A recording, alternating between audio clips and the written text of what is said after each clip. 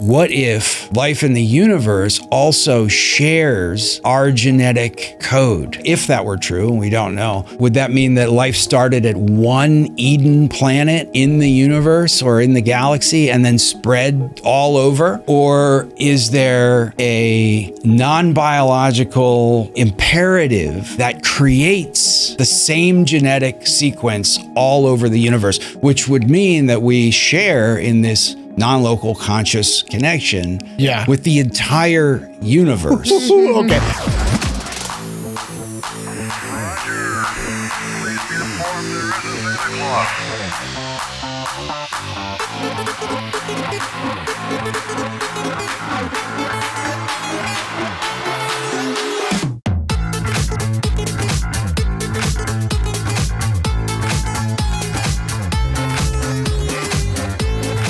Welcome to the Acid for Squares podcast. I'm your host, Tanya Dahl. And I'm Cody Blue. And if you like what we're doing, please like, subscribe, rate, send this episode to your mother. We appreciate all your support.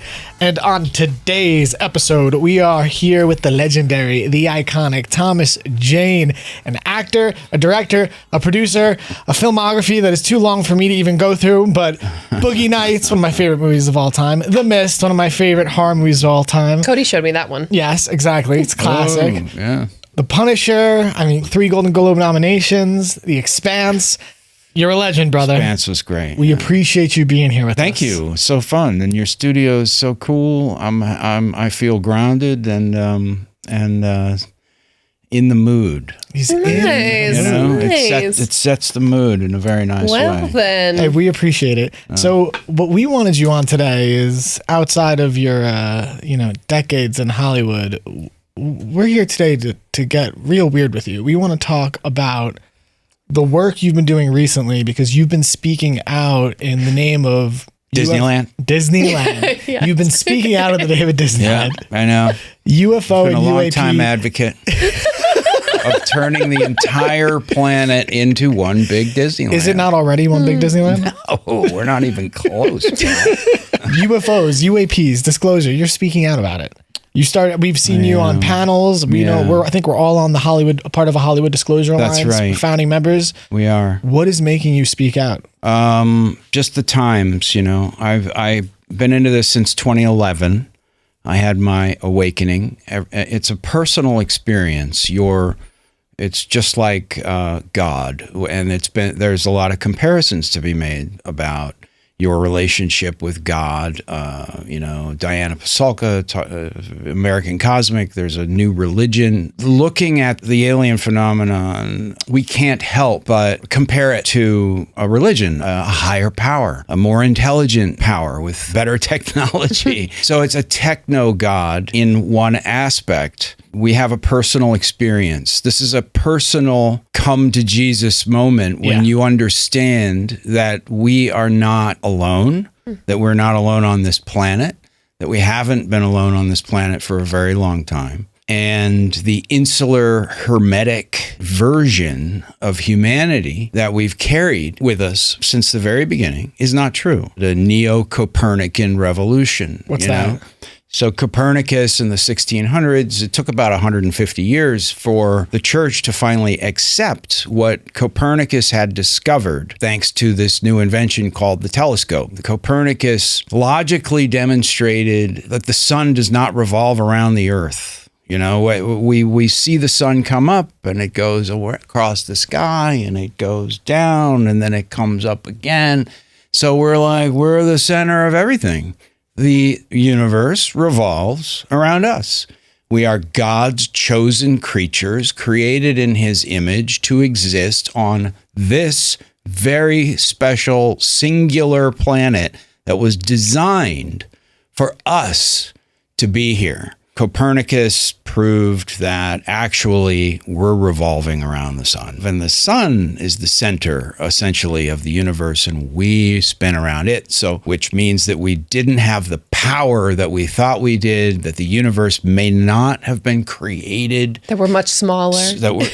So that was really not cool from the church's point of view. They persecuted Copernicus. They gave him a lot of trouble. Galileo was jailed. Gordiano know, Bruno, who went so far as to say that all of those stars up there were also suns and they had planets spinning around them and there were people on them. Well, they burned him at the stake for that.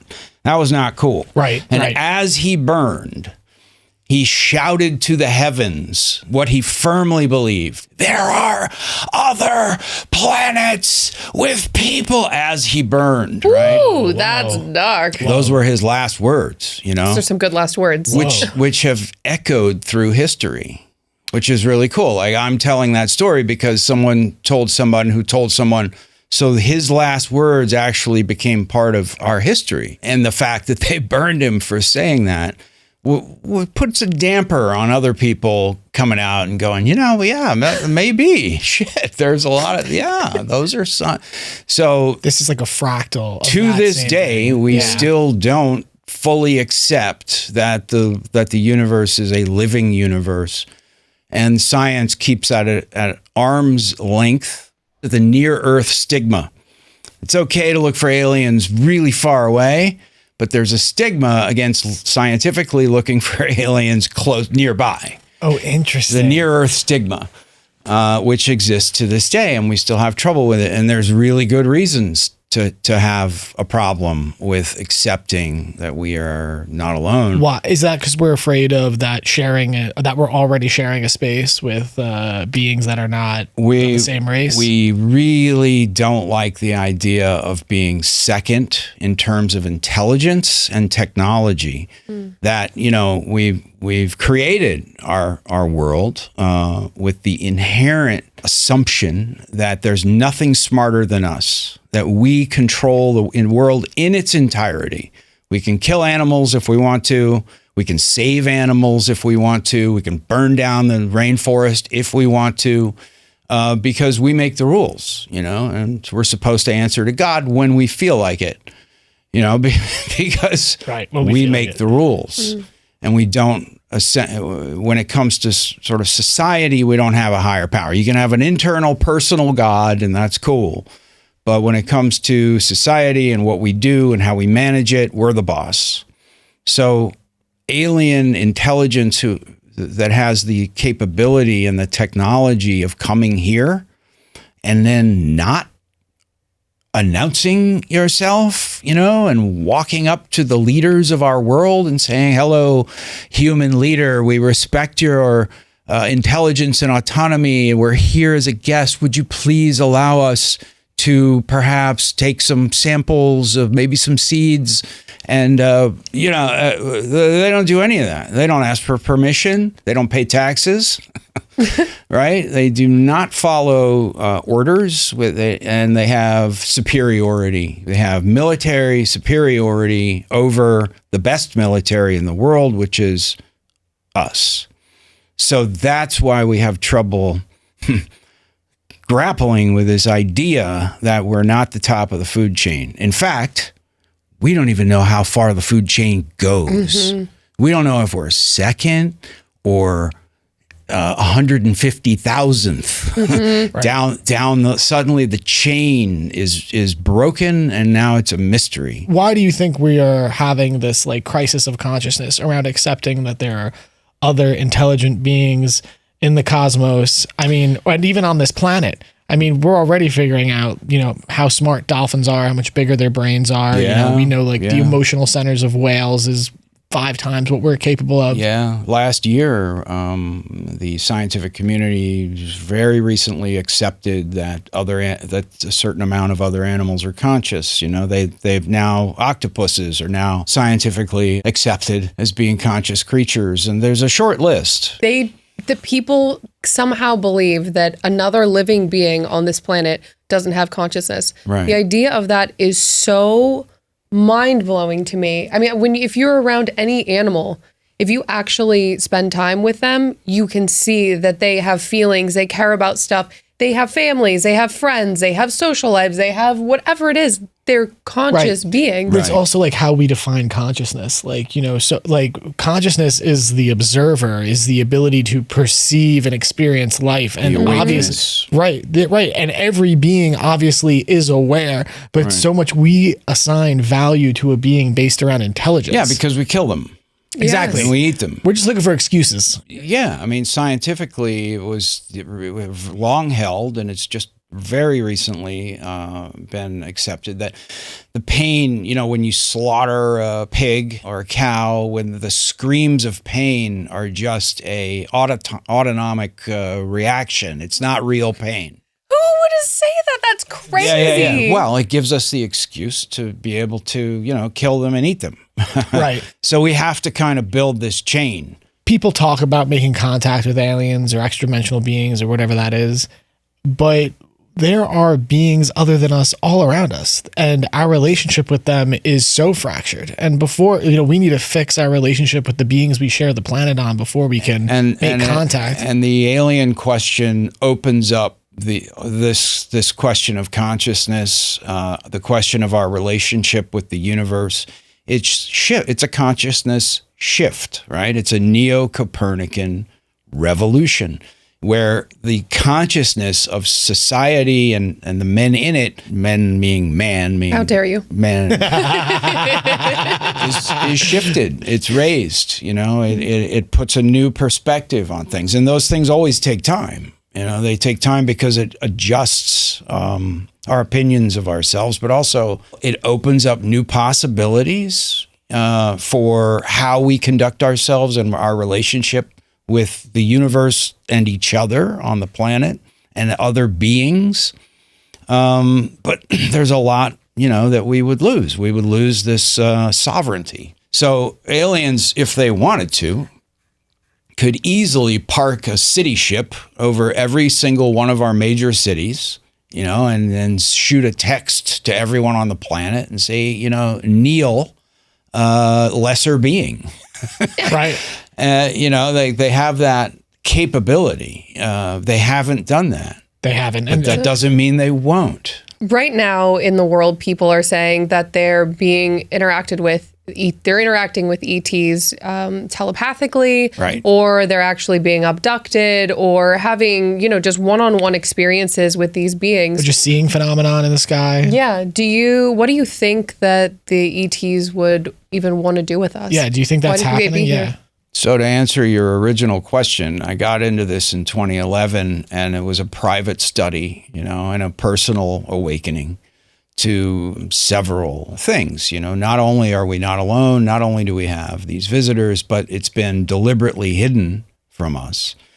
So when you dip into the alien question, the UFO question, you know, it starts with the UFO question. We don't know that they're aliens, but we do know that there's UFOs, and they're intelligently constructed. That's not human. That realization wakes you up to the notion that we're being manipulated in ways that are really deep, like a really deep control system that we're all unconsciously a part of. Yeah. Right? Mm-hmm. We're all sort of being guided by this control system. So I know that I've, to my satisfaction, understand that we're being interacted with by intelligences that are not from Earth, that are eons ahead of us in technology. But that doesn't affect society, because society just trucks along as if, you know, we're the bee's knees, we're the top of the pyramid. And so my personal belief does not affect society, but more and more people start waking up. The internet comes along, social media comes along, and now it becomes a lot harder to sort of keep the lid on. Like the lie is the lid that keeps the lie under is getting thinner and thinner and weaker, and it starts bubbling, and there's steam coming out, and it's making noise, and everybody's like trying to have a conversation, but like, what the hell is that? And the government has to stay ahead of that. You know, they're like, we better deal with this. And what they chose to do was slowly start to loosen their grip on the lid and sort of like accept it, right? Without admitting that they've been controlling the narrative for so long. So that's why we're in this funny position of the government finally admitting that there is a thing, such a thing as a UFO. They've admitted that. That's an amazing admission. It's a huge step. Yeah. And it happened after 2017 with Leslie Kean and her New York Times article. And when that happened, I thought, okay, now we're in a movement. Now we are in a process. And however long that process takes, more and more people are going to start having this personal recognition, right? And that's where it starts. It begins and ends with a personal recognition. If you're a scientist and you've been trained your entire life in a certain way of thinking, you can maintain that. And most scientists still do. They maintain the illusion, but that illusion gets harder and harder to maintain until finally, and more scientists are starting to come around. So we're in this process. So every voice counts. Yeah. What you guys are doing matters now. And there really is no conversation. I mean, every other conversation is starting to point to this because it's a shift, a global consciousness shift. So that's why I said, instead of this is my own private sort of research, and it's changed my life. It's changed me internally. It's changed my view of myself, other people, the government, our society, the planet, the solar system, the galaxy. It changes everything. It is. It's funny. And we should be having this conversation now. It's like Michael Mazzola said, it's literally the most important conversation we could be having. It's a new paradigm. It's a paradigm shift. And that's the thing. It's funny. We operate as if we're interacting or we would make contact with beings or individual beings, but it's a merging of worlds. It's a merging of consciousness. That's why it is a new consciousness and a new world. Right. And the red pill, when it comes to ETs, UFOs, UAPs, it is the ultimate gateway drug into conspiracies because it's the biggest conspiracy that's ever existed, and they came out and said it's real and just expected us to say, wait. But they haven't said that it's intelligent. So literally they're like, UFOs exist. We don't know what they are, but that doesn't mean they're made by non-human intelligent entities. There is, in fact, they say there is no evidence to suggest that these craft are a product of non-human intelligence. So that sentence and the sentence that they exist go hand in hand out to the public. Right. And that's fine. It's because there's been so much lying and deception around this from the government, you can't take them at face value, right? You're with a partner and they've been going out with their friends and you find out they cheated on you and they say, no, but it was just that one time. It's like, motherfucker, I don't believe anything you say. I just found out you've been lying to me this whole time. It's a huge admission and it's proper. It's people have thought about this, really smart people like the Brookings Institute. People have been thinking about this since 1947 in private, some real smart people. And they understand that they can't do this forever, that there's a process of disclosure that needs to happen. So we're just at that stage where these two contradictory statements are existing. So it's a unique, so sooner or later, this one's going to drop away and we're going to have an admission and therefore permission for professionals and scientists and academics to say we are being interacted with by a non-human intelligence. That's the next step, but it's a big one. So you do believe that we are being contacted by these, are they extraterrestrial or interdimensional to you? Like, what do you think they are? I think that there are a lot of things. I don't know. See, when you start having an interdimensional conversation, we don't know what that means. We don't have any idea what another dimension would be like, look like, come from another density. Like, these are ideas that we put together in our heads to try to make sense of it because we're pattern seeking animals. That is a huge black box. The box that we can understand is they evolved on other planets like we did. And intelligence is not a fluke, but perhaps a cosmic imperative. And that opens the door to religion, because then you're like, well, maybe the universe is designed to produce intelligence, right? And that's a possibility. That doesn't mean that it's magical. It doesn't mean that it's paranormal. It means that it's reality at its base level is essentially consciousness. Yeah. So it adds weight to the consciousness argument. You know, there's two arguments about where consciousness comes from. It's either this product of the brain, a fluke, a epiphenomenon created by biology, or biology is an epiphenomenon of consciousness, right? Yeah. So is it matter or is it consciousness, which the root, and a universe full of intelligence says pretty good possibility that consciousness is actually the base note of reality. You know, semantics aside, it's, does the spirit arise from the physical matter, or does the physical matter arise from spirit? And this is essential, we feel, to understanding the UFO and the UAP phenomenon itself. Because we're talking about interdimensional. Look, there is an intelligence interfacing with the human experience. Every religion says that. What you want to call and label and define, and the intentions behind the intelligence, that's a matter for the religions. Yeah, and there's also a good argument to say the opposite. Do you feel that there is an argument because that there is no intelligence all around us that's interfacing with us? Because we feel like nothing by definition is not a thing.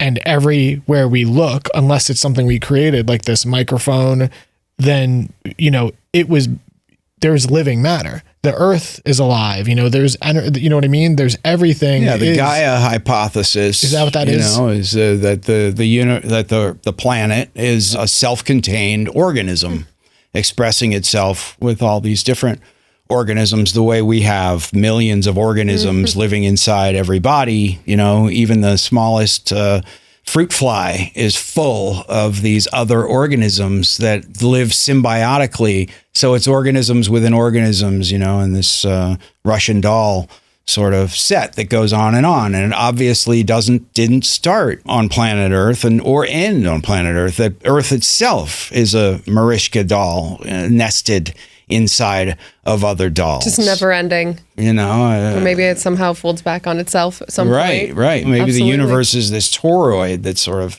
self-contained, wraps around with no beginning and no end. Definitely. All of these beings are coming into our airspace, and people are saying that they're having contact with them. Why do you think that they would be trying to contact us? If they're here, why are they here? And the only way to answer that is to ask, what do they do, right? What are their actions? Because they're obviously not telling us. And that's part of the interaction. And hanging out at the edges of our perception is part of their interaction. So there's good evidence, I would say, for some interaction before 1947. You know, we've got Jacques Vallée's got a really great book that he co-wrote. It documents some really interesting sightings from pre-1947, goes all the way back to the 1600s, the 1500s.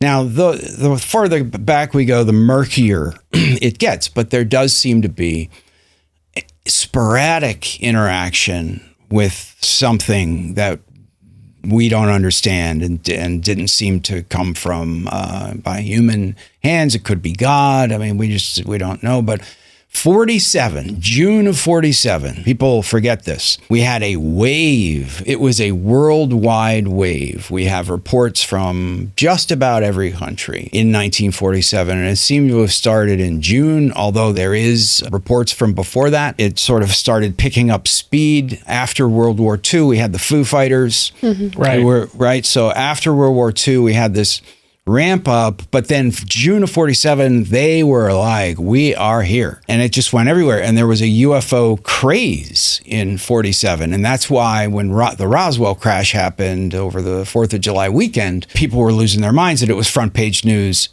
all over the world, because they thought they'd finally gotten one of these things, because they were being reported everywhere. Some switch went off where they were like, now we're going to start letting people know, like, hey. It seems like it's the advent of the nuclear warhead. Yeah, the nukes have something to do with it. The Industrial Revolution certainly has something, like when we started picking up, because once we created power, once the steam engine was invented, that changed the world. The Industrial Revolution, we can make steel, we can make skyscrapers, we can make railroads. And once you get on that train, there's an inevitable progression to where we are today and beyond, right? The transistor is going to get miniaturized. And so I believe that any society that figures out thermodynamics, right? Or like, if we heat this up and then this side is hot and that side's cool, we get motion and whoa. And once that happens, we're off to the races. And there's an inevitable progression to basically space travel, if we don't blow ourselves up and survive. So the atom bomb may have, been a starting gun to the aliens introducing themselves to society. But I think it goes to what the atom bomb represents, the control of matter at its finest scale, right? Is because what little we know publicly about alien technology, they're able to manipulate matter at the atomic level. They're working with not molecules, atoms. They're they're arranging atoms in very specific configurations that allow for the manipulation of reality on a really fine scale, which also opens up these new phenomena that anti-gravity, suddenly superconductivity without any loss, right? Alien technology comes along and according to Lazar, this is 100% efficient, which means no waste, which means whatever their technology is using, which they would have to do if they're going to survive on their planet over the timescales that it would take to evolve that far, right? They're going to have to clean up their act and create 100% efficient technology so that they stop polluting and destroying their planet. So do you think they're coming here to try to share this information with us? Do you think it's like a mission to help, or do you think it's just kind of an observation? Obviously, we're part of a community. Yeah. We're unconscious of the fact that we're part of a cosmological super society, right? We just don't know it. Not knowing it limits the way we interact with that society, and it can potentially be damaging, So like Elon Musk wants to colonize Mars. Well, we can do that, but then that colony will carry with it our technology and our philosophy, right? Mm-hmm. So if you build that out and say in 1,000 years, we've made changes in order to be able to live on Mars, but now we're basically polluting another planet. Yeah. And so give that enough time, give that 12, we've only been around for 12,000 years, at least this incarnation of society. So 12,000 years on Mars, you've got the same damn problem. So play that out to the entire galaxy. We don't know how common intelligent life is or how common intelligent life is, right? The Drake equation. We haven't filled in all the blanks to understand how populated the galaxy is. But if if there were just 100 civilizations that have been around for 500 million years, right? So obviously our life or our intelligence, we're really young. 12,000 years is like, we haven't even left the cradle. So you expand that out 500 million years, 100 societies, they start they come up with the same shit we do and they start colonizing different planets. That becomes a mess really quickly. We're now exploiting and destroying other jewels, because Mars used to be a jewel, a life-giving jewel, but it's not anymore. John Brandenburg has some pretty good evidence to suggest that there was intelligence there and that they blew themselves up with Xenon 29. There's a couple of different radioactive isotopes that they've found in the Martian soil that can only be created. Did you see that structure that was found, that photo that's been going viral? The square? Yeah, the square. I mean, that's been around for years. I have not heard it's just about going viral recently. I've not heard about them blowing themselves up. So they've been finding. So there's only radiation? 2 ways that you can produce the xenon, the radioactive isotopes, and there's 2 of them that have been found on Mars. One's through a supernova, and the other is an atom bomb, right? But the really fascinating question is, did life start on Mars and then spread to Earth, or probably not vice versa, but maybe? I mean, it opens up these super great questions, and then you got to go, okay, well, what kind of genetic, first of all, Martian life, because obviously has genetic sequence. What's that? How different is it from the genetic sequences on our planet? And then what might that tell us about life in the universe? What if life in the universe also shares our genetic code? What if the genome of the universe is exactly the one that is here? And then you have to say, well, if that were true, and we don't know, would that mean that life started at one Eden planet in the universe or in the galaxy and then spread all over? Or is there a non-biological imperative that creates the same genetic sequence all over the universe, which any scientist would go, that's nuts. But there's one guy who could get on board with that, and that's Rupert Sheldrake with his morphogenetic fields, a non-physical information field. It affects life in the universe. It's a non-physical, non-local exchange of information with life. The evidence for that is like the Harvard rats who ran a maze, and then rats in London learned how to run that maze faster. Oh, yeah. So that would be the morphogenetic exchange of information that may exist. Now, if that were true, then maybe that holds true for the universe. Maybe there's a non-local, non-physical interaction that creates the same genetic code all over the universe, which would mean that we share in this non-local conscious connection with the entire universe. Okay. Oh, you're dropping some knowledge right now. All right, let's just zoom in on this for a second.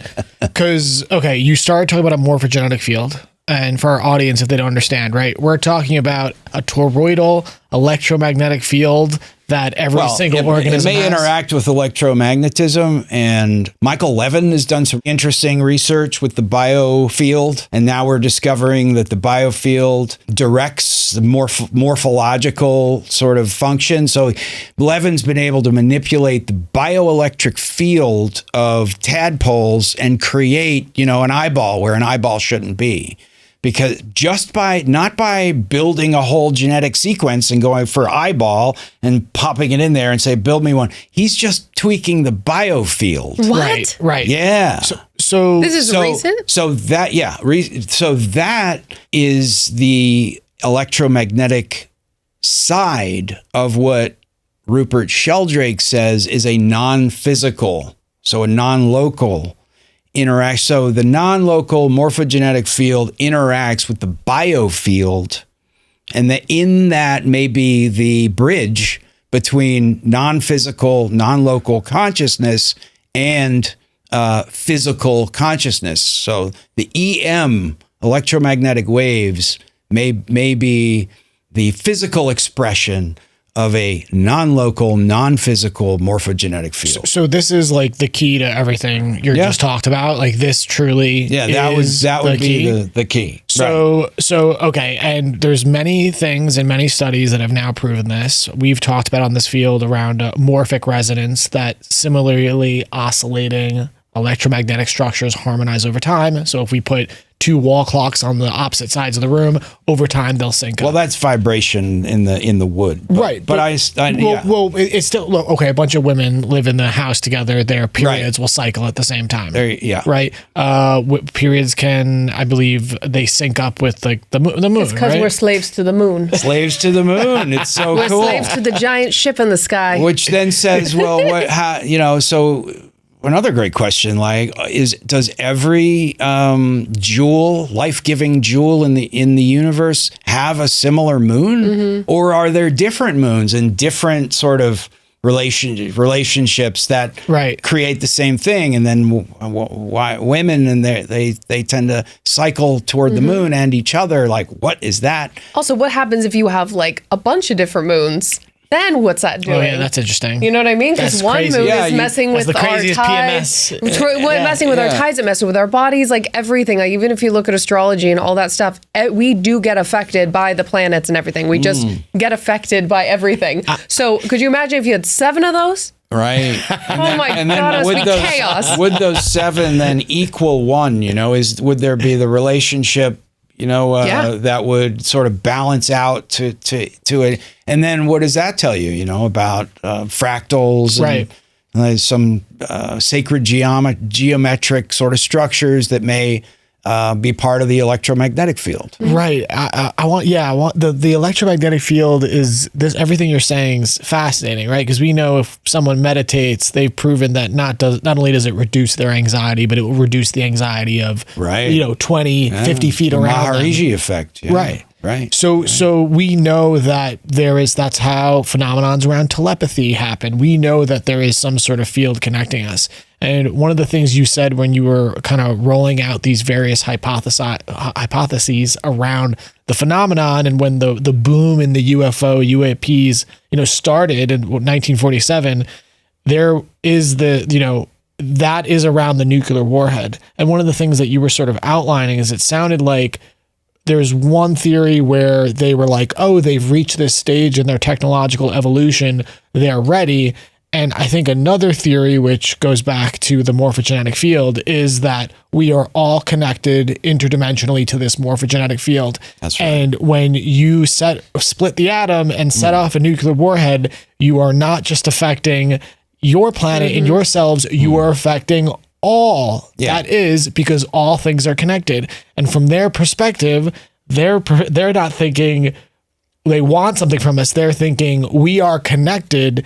Your sovereignty and health and happiness is our sovereignty, health and happiness. And what we're seeing is this very complicated interaction because it seems they don't want to violate our free will and they're trying to intervene, or we have to choose to connect to them. That's funny. It's kind of like an angry teenager with parents. Yeah. Like we're like, and they're like, well, don't get in too much trouble. Just, can we help you? Can we guide you a little bit? It's fascinating. Certainly being managed, but I don't want to feel like we're more powerful than we actually are. Like 2,500 nuclear explosions is that doesn't help, but we're not going to destroy the morphogenetic field, and they're here to save the universe, because we're going to fuck it up. I think that gives us a little too much power. We need to be dealt with, we're, in my opinion, part of a program that has preceded us on other planets that were also at similar levels of development. And this will continue with other civilizations that are yet to reach our level of technology, also to be integrated. So it's an integration program, a coming of age integration program for the benefit of the system that these aliens live in. I think there's probably intelligences that are so far beyond the ones interacting with us that they're like, leave that to the kids.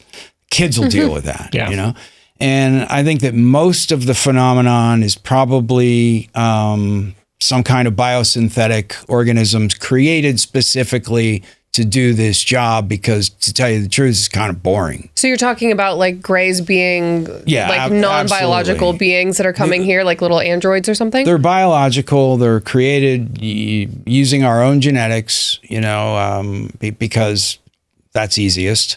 If you want to create creatures to do work here, you might as well use the genetics from here to create them, because they'll have the easiest time dealing with pressure and sunlight and all the other things that make a planet. But I think there's also some incredible commonalities that we're not aware of yet of life in the entire universe. But the job is boring, so create some biosynthetic organisms to go do the managing, the monitoring, and the tweaking that needs to be done to keep us getting out of the garage, you could say, you know.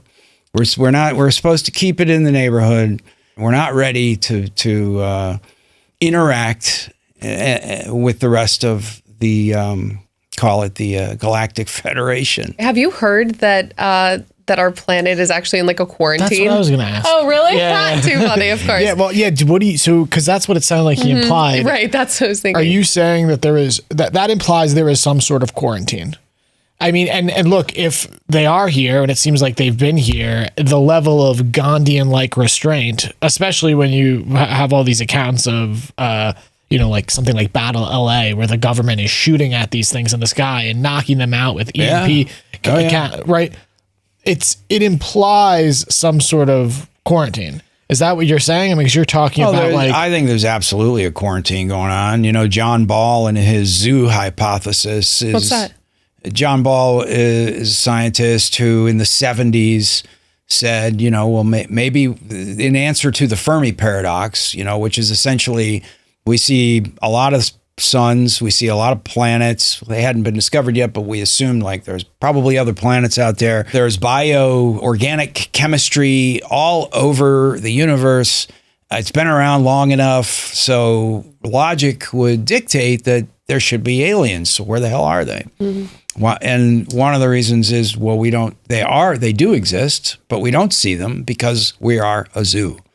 They are zookeepers keeping us in like a cosmological zoo. Don't interact with the animals.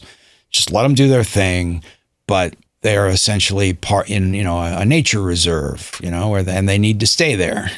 Right. That's so funny. Yeah. The zoo hypothesis is some version of the zoo hypothesis is, in my estimation, the best explanation for why they're here, but we don't see them and they don't interact with us and they're not telling us, what's going on. I think that's because it definitely sounds like that's what's happening. But the only thing I would tweak about that hypothesis is it's very like human consciousness, the idea of keeping these beings in a zoo for our studying. It's very like where we are in our consciousness. And, if these beings have this technology and are, they're obviously operating from a higher consciousness, that where I don't even know if they would even necessarily think like that. But think like what? Well, I mean, think of, keeping us all quarantined so they could watch us and monitor us like animals at a zoo. Look, it's not hard to do. No, we're not being kept in the zoo. We can't get out of the zoo if we wanted to. Right. We can't even go to Mars. Right. And the solar system we don't know where the fence is. The fence might be planet Earth. It might be the moon. It might be Mars. It might be our solar system. We don't know where the fence is. We're not anywhere close to getting to the fence unless you get into the secret space program, which is a real possibility. But even if we have a secret space program, it's going to be tiny. Yeah. And easily managed. Yeah. Well, what do you think about the hypothesis that they did make contact in antiquity and the harm that did to humanity because we perceive them as gods and deities, and how that has potentially created religion and zealotry and kind of put us in the swell horses outfit we're currently living in? We are nowhere near being able to wrap our minds around higher intelligence without totally fucking it up. Like we can't get a grip on what it really is because we don't have anything to compare to. The only thing we have to do or have to work with is our own concepts, which are based on our own 12,000 year history of our relationship with the Earth and the planets and the stars, right? Yeah. So we don't have the tools to build a picture of what they are or what they're doing. Yeah. We just don't have the tools. For sure. And if they told us this is what we are and this is what we're doing, we wouldn't understand. Yeah. Yeah. We'd be like, wait, you mean you're gods and you're keeping us in a cage? Like we can't wrap our minds around it. And if they could explain it simply enough so that we could basically get the picture, we still wouldn't understand exactly what that picture was 100% really meant, you know? Absolutely. So they can't talk to us. Exactly. Do you think that, so that would, because we agree, like we always say we have no idea what's going on. It's going to be impossible for us even to perceive it. You were talking about Jacques Vallée's work. I mean, there are early accounts of people seeing, you know, UFOs and UAPs and it being sort of like steampunky. Oh, yeah, the airships, Right. 1896, 97, the airship mystery is really interesting. Right, and it implies that they are almost meeting the consciousness of the humans, like almost in an evolutionary point just above their consciousness. Yeah, but we also can only interpret it in terms we understand. Exactly. You know, so it's the, you know, when the native in South America first saw the ships, you know, the Mayans and the Aztecs, you know, when they saw the ships coming from Spain, they couldn't see them. They thought they thought the sails were clouds. They couldn't see the ships. Not only would they not understand what the hell a ship was, they literally, physically couldn't see the ship as for what it is. Similarly, the 1897, we understood Victorian mechanical things, and that's how we saw them, as Victorian mechanical things. So the blurry line is, were they creating ships that we would understand, or were we misapprehending what they really were? We don't know. Just Maybe which is your point, is exactly the same thing. We can't understand what they are, what they look like, and our interpretation does grow with our understanding. Like, we today see these UFOs and they look like they're made out of metal. Are they? You know, I mean, the guys who study the ones that crash, they know. And we seem to, you know, if the little pieces that we've recovered from the Ubatuba, What's that? It's in Brazil. A fisherman saw one of these things explode near the beach, and it rained down some scrap metal, and he collected it. And those scraps have been tested over the years. Also, they've analyzed the metals. That one was almost pure magnesium. It had some really pure isotopes, like 99.9% pure, isotopically pure magnesium, which, yeah, it exists, but that would be really hard to make in I forget when it was, early 60s, I think, Ubatuba. And then there's, you know, purported Roswell pieces. You know, we have these little pieces. They now have atomic tomography, so they can actually look at the atoms, which we couldn't do before. Oh. But now we're looking at the atoms, and we see they're perfectly aligned in ways that we couldn't do, and also don't know what it's for. Like, we're like, why would you combine bismuth in this way with these other materials? Like, why would you do that? We don't know. Whoa. So do you think, because some people will say that, you know, oh, they're hyper intelligent beings and they're coming down here and they're just crashing, right? And some people will say, oh, are they potentially donating this, you know, these technologies? Like, that's what we're getting. Are we attacking them and shooting them down? Does it imply? Oh, we're attacking them and shooting them down. At least we were. Okay. Like, that was the mandate from 47 on. We're like, well, shoot them down. But if they're so intelligent, I would just believe that they wouldn't be able to be shot down. Like, they would have some sort of abilities that, if, like, we can't even understand their form of intelligence, then they wouldn't be able to be shot down by our archaic weapons, you know? And so then that would suggest that they are giving us donations. It's a great argument. Like, it's a really, it's a linchpin, the crash retrieval program, and the fact that they do crash is a really interesting area of study, because there's clues in there, you know, for that very question. It's also used to discount the whole phenomenon, you know. Well, if you could travel, you know, from anywhere to get here, why would you crash? Like, so therefore I don't need to deal with that.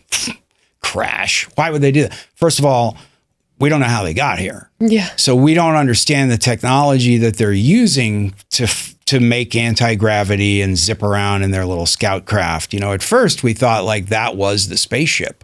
Like when Roswell crashed, the boys at Wright-Patterson were like, this is this craft, but it doesn't have any facilities on board. It doesn't have any food or water. Like they were like, how could, and then they're like, okay, well, this is probably a scout craft. This craft comes from a bigger ship, and that ship traveled, trillions of miles to get here, and it spat out little scout craft, and those are the dudes who are zipping around.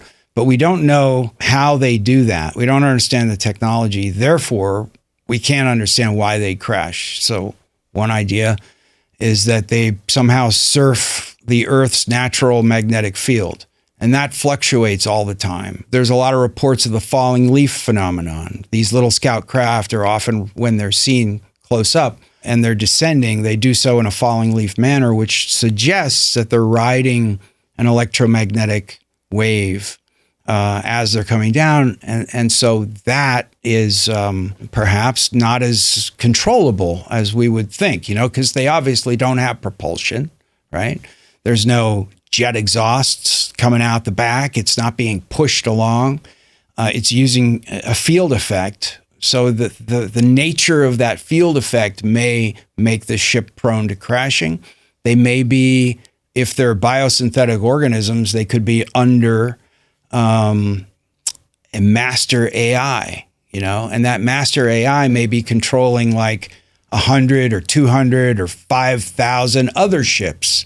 And so maybe just every now and then, there's a one instead of a zero, and that crashes. Or there's the high-powered radar that came out in 1947. And if these things are guided by electromagnetic waves, a high-power microwave may interrupt. I always wondered if Roswell wasn't Roswell a nuclear testing site? It was the bombing. The 509th was the squad that dropped the atomic bombs over Japan, right? And they came from Roswell. Whoa! Yeah, so that was the group that was responsible for flying the planes with the atom bombs on them. Whoa. Okay. So I've always wondered that, or thought, okay, maybe that's why it got knocked out. It was like spying on the tests and they're very interested in our atomic capabilities. They're everywhere. Anywhere there's something atomic, the aliens are definitely keeping an eye on that stuff. They're interested in it. Do you think there is a universal substrate of the phenomenon, and that what religions and spiritualists and people who work with psychedelics and people who see UFOs, that it is the same phenomenon expressing itself and being perceived in different ways? Or do you think it's highly complex and just, it can't be boiled down into just one centralized intelligence, being interfaced with? If you look at the work of Donald Hoffman, we don't perceive reality as it really is. Our brain seems to be a really good icon maker. We perceive the world more as icons and then can interact. Like the jeweled beetle is programmed to mate with shiny beetles. That's an icon. It doesn't see beetles. It's programmed to mate with shiny things. So when beer bottles came out, those green beer bottles in the 70s, all the beetles tried to mate with the beer bottles, and the population went way down. We had to change the look of our bottles to save the beetles, because the beetles couldn't tell the difference between another beetle and a beer bottle. And we are similar. We have similar icons that we create in order to survive and stuff. So we believe in a holographic reality. We believe in as above, so below, as within, so without. And we believe that it is a matter of consciousness and perception, and that disclosure, UFO, UAP, alien disclosure, whatever this is actually a disclosure of the self. And what does that mean? It means that essentially the aspects of reality are representative of the aspects of ourself that we are closed ourselves off to, because we can't recognize and face those parts and incorporate them into our reality, into our culture. We are cutting ourselves off from the experience of reality itself from certain aspects because they are deemed taboo. These are the heretical conversations that they burned the great scientists and sages and gurus and whatever you want to call them in the past. Right. The censorship is essential. We are censoring ourselves. We are not telling the stories. And what's happening is we are all silencing ourselves because of the persecution of the past. And this is a trauma in the morphogenetic field. That's cool. I like that. And self-censoring because of an inherent morphogenetic template that we're born into. Yes. Right. And then so we even unconsciously follow the morphogenetic template of the reality that is accepted by everyone. So we self-censor. Or biological too, because it's like Bruce Lipton talks about. What is his thing? Well, it's epigenetics. Epigenetics, where it's trauma can be passed down through lineage. So even if you don't realize what it is, you're like, it's the same thing with the blessing as well. So they would find that rats that they would get addicted to cocaine, their kids would have receptors in their brain that would create defenses against addiction to cocaine. There's that famous Stanford study around cherry blossom. We talk a lot on the show. The fear with the cherry blossoms. Yeah. Exactly. And it passed down. Like, that's great. That's a great point that it flies in the face of our accepted version of evolution. Right. And which is the non-Lamarckian view that acquired characteristics cannot be inherited. Right. And that was like, Lamarck came up with that, and he's like, giraffes have taller necks because they're always reaching and then for the higher leaves, and then they grew, and then they passed that on. And the evolutionists were like, that's ridiculous. You can't pass on acquired characteristics. Whoa. But, Bruce Lipton and these guys, and then all the work that's done, Dennis Noble and his brother have this fantastic book with the latest research.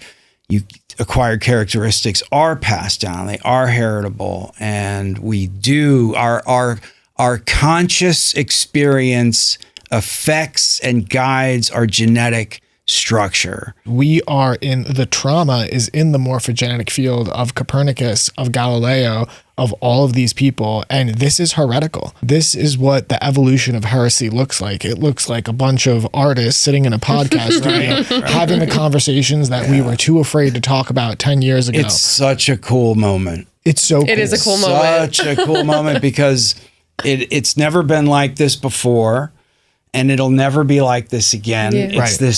It's the turning point of the pendulum. The pendulum is up and it's frozen in that space before it starts to swing. It's so cool. Would you call it? It's so cool. I'm glad to be alive at this time. Yeah, it is really cool. And I definitely feel that very strongly in this moment. It's an amazing moment that will never come again. Like once we, move past this moment, we'll be a completely different civilization. Right. And this will be part of our history. People study this transition, this shift, just like they studied the Copernican shift or the Industrial Revolution shift. I never thought about it that way, but that's very true. Yeah, it's so cool. 100%. And this is the fascinating thing, that Lamarckian, is that what you called it? I never heard it. But essentially that evolution is being essentially driven by the consciousness. The mutation is the conscious mind I'm the fish that needs to get on land to get the food on the shore, and an amphibian, mutates over time, right? That's what we're talking about. And we are talking about... purpose. You're talking about purpose. The reason why it's heretical is because it implies a purpose to evolution. And scientifically, purpose is a huge no-no because that implies creationism, and then you get into the church and God. And my point would be, we don't understand God, and we don't understand biology and consciousness. So science is fighting against something that it doesn't understand, and that it on both ends of the spectrum, right? So it's saying we can't be creationism because you can't scientifically prove the existence of God, but we don't know what God is. Our concept of God has been passed down to us from a completely different society. We are no longer that society. Yeah. But we still hang on to this old world view of God. So science is basically saying there is no old world God. Right. And we're like, yeah, we know that. No more Sky Daddy. The Sky Daddy doesn't exist. So science is fighting against something that doesn't exist, but it's denying the opportunity to say, okay, well, if there were some sort of purpose-driven teleology to life, that life is reaching towards more intelligence, more control of reality, that implies a certain amount of consciousness Right. Yeah. to life, but we don't understand what consciousness is either. Right. So I kind of want to pivot for just a moment. So our mutual friend, Paul Hynek, he said that Who we love. Yeah. so much. Shout out He to says, Paul. hey, Paul. And grateful that he brought us Super Yeah. smart. town. Done so much great thinking about this, and it takes so many different perspectives to come together and create this shift that's Yeah. happening. Yeah. And he had mentioned to us that you're writing a book right now. Well, can you tell us about this book that you're writing? It's called A Human's Guide to Visiting Aliens. Yeah. Tell us about this. Well, that's it. It's a human's guide to visiting aliens. I'm halfway through the damn thing. Is it narrative, fiction, nonfiction? No, it's a nonfiction book trying to put the pieces together. You have to narrow it down. The subject is too broad. And I've been writing the book for years, and part of the struggle is just to sort of narrow it down. Because you just can't tackle all of it. But boiling it down to its essentials, which is what we know, which is very little, but we know enough to create this shift in consciousness. But the visiting aliens challenge our understanding of consciousness. It challenges our understanding of evolution. It challenges our understanding of ourselves and societal purpose, because we don't have a purpose, but we should, and we have to in order to survive. Society, in this consciousness shift, will have to accord more with reality, but then in that accordance, in order to sort of move and evolve and grow, we will need to align ourselves with some fundamental truths about reality in order for us to literally survive. Like, we can't survive the way we're doing it. We can't continue to pump forever chemicals into our biosphere and expect to be around in 100 years. Yeah. What might that look like, and what can visiting aliens teach us, and why aren't they talking to us? Because obviously it's on purpose. Yeah. I love Robin Hanson. He's an economist. He came up with the idea of a great filter, to answer the Fermi paradox. What's that? He said that there were bottlenecks that life encounters in its evolution to intelligence, and then to become a star-faring society. There are certain bottlenecks that any society would hit, and they're as simple as abiogenesis. The spark of life is super hard, and it's so therefore super rare. To societies that get technology, wipe each other out. So these bottlenecks, he called the great filter. There's a great filter. We don't see the aliens because somewhere along the line, a bottleneck prevents them from getting here. And then in 2021, he came up with something he calls grabby aliens, which means that there are aliens. Some societies choose to colonize the universe. They've had enough time they should be everywhere. They should be here. Not every society would choose to do that. In fact, if only one society was grabby, then we should see the Milky Way populated with ancestors of this grabby civilization. So we don't appear to see that either. Which we could be that, though. We could be we could be the result. We could have been planted here. Yeah. By intelligent life. There's 750,000 years ago, some key changes were made to Homo sapiens. Homo sapien sapien. Or Homo. Well, one of them. One of those. Key changes were made to the genetics that allowed consciousness and the verbal language. Just like they all happened at once. And so, The father Mon DNA said he couldn't explain it. The brain either doubled or tripled in size. Right. In 3 million years, language. the brain triples in size. It's like some weird things have happened. Obviously, to us. aliens. Let's just be real. Let's just be real. Obviously, aliens. What else could it be? I do believe in genetic intervention. Or it's the morphogenetic non-local field that interacts with an intelligent, when we get to a certain point, then we're receptive to certain vibrations that then accelerate our growth because it's already happened. The Harvard rats, the rats have already run the maze all over the universe. So once we get to the maze, humanity will get through that maze a lot faster than we would if we were the first. It is so wild that as soon as somebody like beats something or is able to complete something, then other people can start doing it, even though it's never been done before. Crossword puzzle. I was not spiritual. I was agnostic or atheist. I was a very scientific materialist, and I could not understand the UFO phenomenon, and that changed me. I could not even make heads or tails of it until it made me spiritual, because I could not understand the phenomena without understanding sort of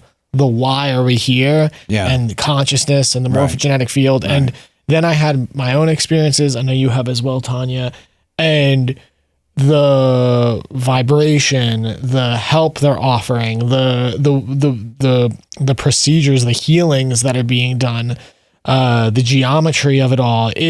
It truly can't be explained, and I do believe we're just filtering it, understanding it on the level of our perception. Absolutely. And but your self hypothesis is a good one. It is a personal transformative experience, So yeah, it's happening on a societal level, but one person at a time, and that's an amazing shift. And how we get through this is the major question. How do we, not fall apart? A spiritual interpretation is key to being able to successfully transition our society to the new shift, the new level of being. Yeah. The ground of being is shifting under our feet, and we can fall through the cracks, or we can create the next level of civilization. It's going to take time.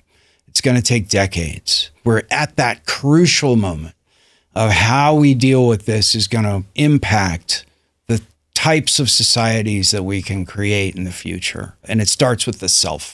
And also having these types of conversations, because as soon as one person awakens to this understanding, then they start sharing it with others. And before it was very like taboo and you weren't supposed to talk about it and people shunned you, but now it's pretty open. Yeah, and thank you for your courage. It's super open, and that's what's so exciting, because we need all the brains we can get.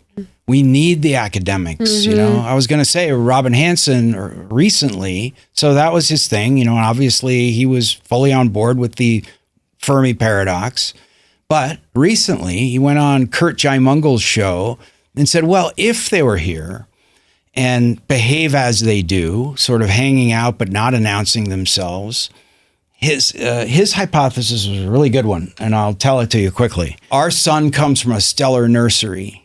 Right. So 10,000 suns were born in the same stellar nursery. And as they evolve, they slowly spread out and become their own solar systems. One of those not ours, but an earlier Eden planet developed life.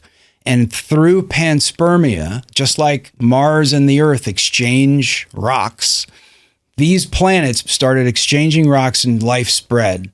So we would all share the same root genetics. So we're all cousins. And so we're being interacted with humanoid intelligence because we're all part of the same tree of life in this little pocket of the cosmos. Now, what's happening in different pockets? We don't know. Is there some completely different life? Robin doesn't get into that. He's like, our pocket is all related. And they're hanging out here to let us know that we're not the top dogs. We're smart enough to figure it out. Oh my God.